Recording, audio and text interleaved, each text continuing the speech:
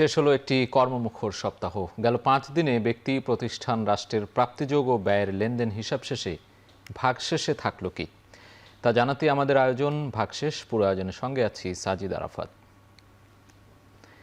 শুরুতে জানব 2025-26 অর্থ বছরের দ্বিতীয় প্রান্তিকে জিডিপি প্রবৃদ্ধি কমেছে এই খবরটি।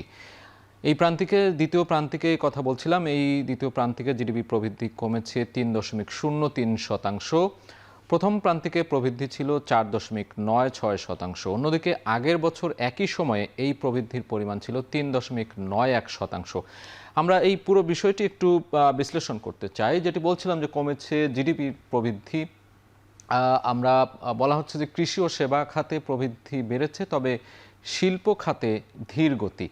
আমরা সময়কাল ধরে যদি একটু বিশ্লেষণ করি, 2025-26 অর্থ বছরের দ্বিতীয় প্রান্তিক এখন চলছে। সেই দ্বিতীয় প্রান্তিকে আমরা দেখছি 3.03% জিডিপি প্রবৃদ্ধির হার, এবং সেটি প্রথম প্রান্তিকে অর্থাৎ চলতি অর্থ বছরে 2025-26-এর প্রথম প্রান্তিকে ছিল 4.96%।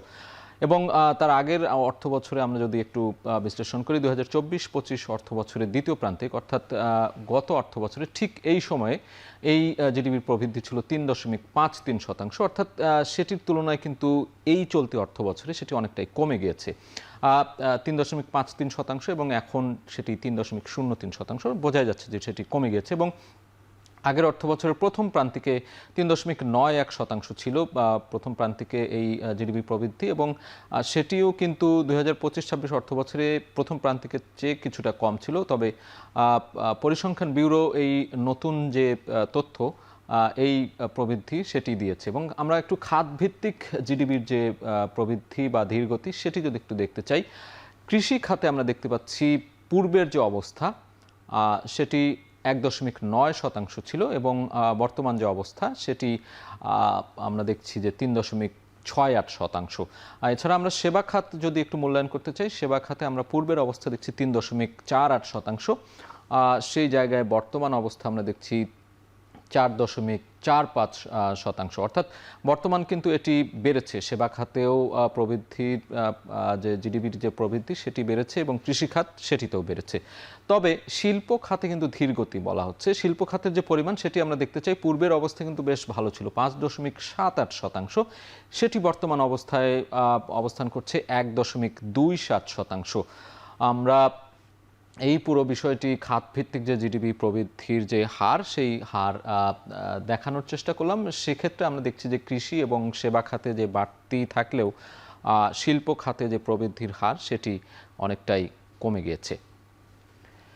চলতি বছর মার্চ মাসে সার্বিক মূল্যস্ফীতি কমেছে। বাংলাদেশ পরিসংখ্যান ব্যুরোর তথ্য বলছে বর্তমানে মূল্যস্ফীতি দাঁড়িয়েছে 8.71%। গেল ফেব্রুয়ারিতে যে হার ছিল 9.13%। এছাড়া গেল বছরে একই সময়ে মূল্যস্ফীতির হার ছিল 9.35%। আমরা পুরো বিষয়টি একটু বিশ্লেষণ করব। সাম্প্রতিক সময়ে যে গত মার্চ মাসে, এখন এপ্রিল মাস চলছে, গত মার্চ মাসে কিন্তু মূল্যস্ফীতি কমেছে, আমরা সেটি দেখছি, এবং ফেব্রুয়ারিতে যেটির হার ছিল 9.13%। আমরা একটু বর্তমান পরিমাণ এবং আগের পরিমাণের একটি বিশ্লেষণ এখানে দিতে চাই। সার্বিক মূল্যস্ফীতির যে বিষয়টি আমরা আরেকবার একটু দেখতে চাই। সার্বিক মূল্যস্ফীতি আগের যে পরিমাণ ছিল 9.13, সেটি বর্তমানে কিছুটা কমেছে 8.71% আমরা দেখছি। অর্থাৎ মূল্যস্ফীতি কিছুটা কমেছে এই মার্চে।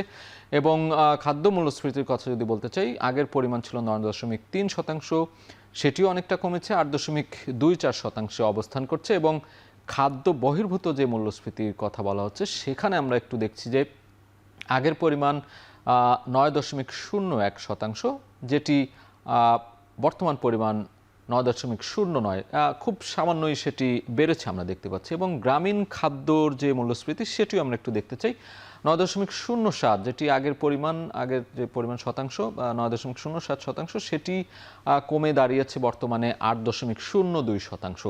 এবং শহরের যে খাদ্য মূল্যস্ফীতি সেটি আমরা একটু দেখছি 9.87%, যেটি আগে ছিল, এবং সেটি কমে দাঁড়িয়েছে এই মুহূর্তে অবস্থান করছে 8.78%। অর্থাৎ এই যে সার্বিক মূল্যস্ফীতি ছাড়াও খাদ্য মূল্যস্ফীতি, খাদ্য বহির্ভূত মূল্যস্ফীতি, কিংবা গ্রামীণ খাদ্য, শহুরে খাদ্যর যে মূল্যস্ফীতি, এই খাতওয়ারি ভাগ ভাগ করে যদি আমরা দেখতে চাই, সেই বিষয়টি কিন্তু আমরা দেখালাম এবং সার্বিকভাবে বলা চলে যে মার্চ মাসে মূল্যস্ফীতি কমেছে, যেটি অনেকটাই স্বস্তির কারণ। এদিকে দেশের স্বর্ণের বাজারে যেন নাটকীয়তা চলছে। 24 ঘন্টার ব্যবধানে আবারও কমেছে স্বর্ণের দাম। এবার ভরিতে কমেছে 4,432 টাকা। 22 ক্যারেটের স্বর্ণের ভরির দাম দাঁড়িয়েছে 2,47,977 টাকায়। আমরা স্বর্ণের দামের সেই ওঠানামার যে চিত্র, সেটি একটু দেখতে চাই। বর্তমানে কি অবস্থায় আছে স্বর্ণের দাম? স্বর্ণের দাম কমেছে, আমরা যেটি আজকে সবশেষ খবরে জানতে পেরেছি, এবং রূপার দামও কমতি, সেটিও বাংলাদেশ জুয়েলার্স অ্যাসোসিয়েশন বাজুস তারা জানিয়েছে। এবং আমরা একটু দামগুলো দেখতে চাই। 22 ক্যারেটের যে স্বর্ণের দাম সেটি 2,47,977 টাকা, নতুন যে দাম সেই দামে আমরা দেখতে পাচ্ছি। এবং 21 ক্যারেটের যে স্বর্ণ রয়েছে সেটির দাম 2,36,721 টাকা, এবং 18 ক্যারেটের যে স্বর্ণ রয়েছে সেটির দাম আরও কিছুটা কম, 2,02,895 টাকা, এবং সনাতন যে স্বর্ণ রয়েছে সেটি 1,65,279 টাকায় বিক্রি হচ্ছে। আমরা পরবর্তীতে রূপার দামের কথা বলছিলাম। রূপার দামের যে তালিকা রয়েছে সেটিও একটু দেখতে চাই। স্বর্ণের দামে কিন্তু আমরা নানা রকম নাটকীয়তা বলছিলাম যে 24 ঘন্টার ব্যবধানে দুইবার কমছে, একবার বাড়ছে, বা ভিন্ন ভিন্ন সময়ে একই দিনে একই সপ্তাহে কয়েকবার বেড়ে যাচ্ছে। এই বিষয়গুলো কিন্তু আমরা দেখতে পাই। সেই জায়গা থেকে আসলে নতুন নতুন প্রতিবারই নতুন দর ঠিক করে দেওয়া হয়। আমরা একটু রূপার দামে দেখতে চাই। ভরিতে কমেছে 175 টাকা পর্যন্ত। 22 ক্যারেটের যে রূপা সেটি বিক্রি হচ্ছে 5,715 টাকায় ভরি, এবং 21 ক্যারেটের যে রূপা রয়েছে সেটি 5,424 টাকা, এবং 18 ক্যারেটের যে রূপা রয়েছে সেটির দাম 4,666 টাকা, এবং সনাতন সেটি আরও কম দাম 3,499 টাকায় বিক্রি হচ্ছে। বাংলাদেশ জুয়েলার্স সমিতি বাজুস কর্তৃক যে দর নির্ধারণ করা হয়েছে নতুন, সেটি আমরা জানিয়ে দিলাম। চলতি এপ্রিলের 7 দিনে প্রবাসী আয় রেমিটেন্স বৃদ্ধি পেয়েছে। মাসের প্রথম 7 দিনে এসেছে 823 মিলিয়ন বা 82 কোটি 30 লাখ মার্কিন ডলার, যা গেল বছরের তুলনায় 29.05% বেশি। আমরা একটু দেখে নিতে চাই কি পরিমাণ রেমিটেন্স এলো।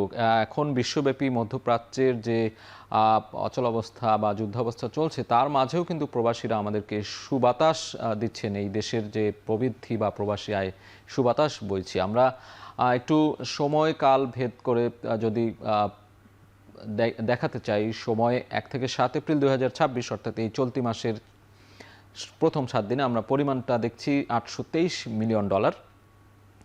1 থেকে 7 এপ্রিল অর্থাৎ ঠিক 1 বছর আগে এই পরিমাণটি কত ছিল সেটি একটু দেখছি আমরা, 636 মিলিয়ন ডলার। অর্থাৎ 1 বছরের ব্যবধানে ঠিক একই সময় কিন্তু বেশ অনেকটাই বেড়েছে প্রবাসী আয়।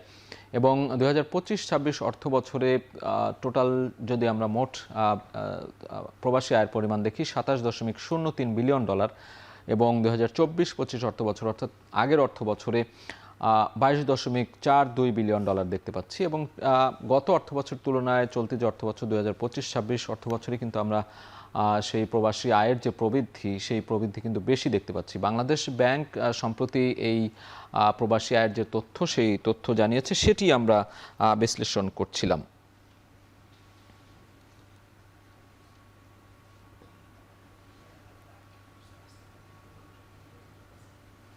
দর্শক, ভাগ শেষে নিচ্ছে একটা বিরতি, ফিরছি একটু পরেই।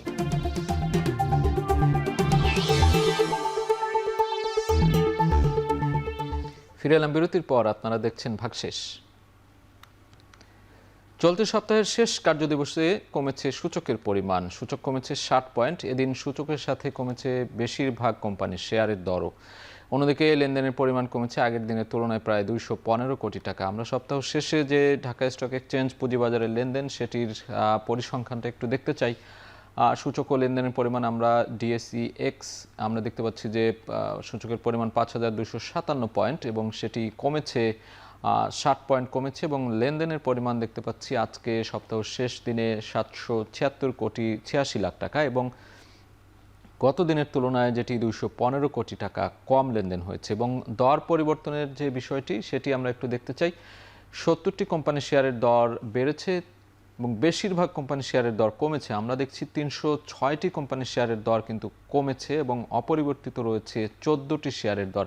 অর্থাৎ মোটা দাগে বলা চলে যে আজকে সপ্তাহ শেষের যে শেয়ার বাজারের সূচক এবং লেনদেনের পরিমাণ সেটি কিন্তু অনেকটাই নিম্নমুখী এবং মাঝখানে বেশ শেয়ার বাজারে আমরা দেখছি যে যুদ্ধের প্রভাব কিংবা জ্বালানি তেল এই নানান ইস্যুতেই কিন্তু ঢাকা স্টক এক্সচেঞ্জের যে লেনদেন সূচক সেটি নিম্নমুখী। তবে মাঝে মাঝে কিন্তু বাড়তি লেনদেন আমরা দেখেছি। এ পর্যায়ে আমরা একটু সপ্তাহের শেষ দিনে চট্টগ্রাম স্টক এক্সচেঞ্জের সূচক কমলেও বেড়েছে লেনদেনের পরিমাণ, সেই চট্টগ্রাম স্টক এক্সচেঞ্জের লেনদেনের পরিমাণটি দেখে নেব। 110,57 লাখ টাকা লেনদেন হয়েছে বলা হচ্ছে।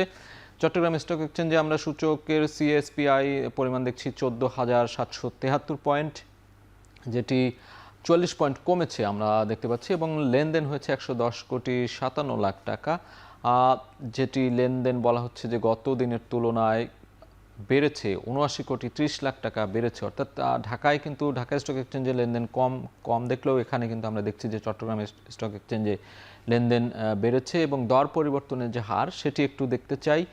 73টি কোম্পানির শেয়ারের দর বেড়েছে, 107টি কোম্পানির শেয়ারের দর কমেছে এবং অপরিবর্তিত রয়েছে 15টি শেয়ারের দর। এ পর্যায়ে দেখে নেব সপ্তাহ শেষে ঢাকার পুঁজিবাজারের সার্বিক সূচক বেড়েছে 37 পয়েন্ট, মূলধন কমেছে 78,000 টাকা।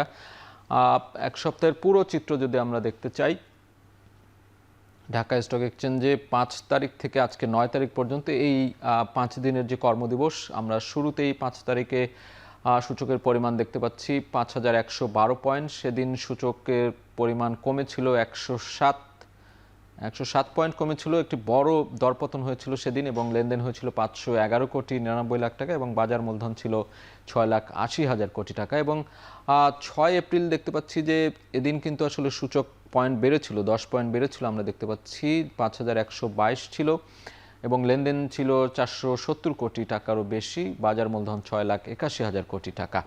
7 এপ্রিলেও আমরা সূচকের পরিবর্তনের ক্ষেত্রে দেখতে পাচ্ছি যে বাড়তি ছিল, 34 পয়েন্ট বেড়েছিল, 5,156 পয়েন্ট ছিল সূচক এবং বাজার মূলধন ছিল 6,82,000 কোটি টাকা। লেনদেনের পরিমাণও আমরা দেখছি বেড়েছিল 597 কোটি টাকা। সবচেয়ে চাঙা অবস্থা ছিল এই সপ্তাহে 8 এপ্রিল, 5,317 পয়েন্ট ছিল এবং 161 পয়েন্ট সূচক বেড়েছিল। লেনদেনের পরিমাণ ছিল অন্যান্য দিনের তুলনায় বেশি, 991 কোটি 5 লাখ টাকা এবং 6,91,000 কোটি টাকা বাজার মূলধন ছিল। এবং আজকে 9 এপ্রিল সপ্তাহের শেষ কার্যদিবসে আমরা দেখছি সূচকের একটি বড় দরপতন হয়, 60 পয়েন্ট কমে গিয়েছে। লেনদেন হয়েছে 776 কোটি 86 লাখ টাকা এবং বাজার মূলধনের পরিমাণ 6,88,000 কোটি টাকা।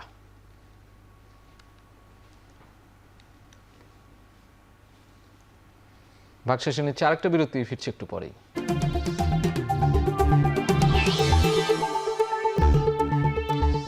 ফিরে এলাম বিরতির পর, দেখছেন ভাগশেষ। একদিকে ডিজেল সংকট, অন্যদিকে হঠাৎ মুষলধারে বৃষ্টিতে চরম লোকসানে পড়েছেন বরগুনার তরমুজ চাষিরা। বৃষ্টির পানিতে ক্ষেত তলিয়ে যাওয়ার ফল তুলতে পারছেন না কৃষকরা, তরমুজ কিনতে আসছে না পাইকাররাও। খেতেই নষ্ট হচ্ছে তরমুজ, আর্থিকভাবে লোকসান আর ঋণ পরিশোধ নিয়ে দুশ্চিন্তায় শত শত চাষি। এ বিষয়ে আরও জানাতে বরগুনার বালিয়াতলী এলাকা থেকে যুক্ত হচ্ছেন সহকর্মী সুজন আকন। সুজন, আপনার সাথে যুক্ত হতে চাই। সেই আমরা বলছিলাম যে তরমুজ চাষিরা ক্ষতিগ্রস্ত হচ্ছেন, কি পরিমাণ ক্ষেতে তরমুজ সেখানে ক্ষতিগ্রস্ত হচ্ছে চাষিরা এবং প্রশাসন কি বলছে তরমুজ চাষিদেরকে নিয়ে?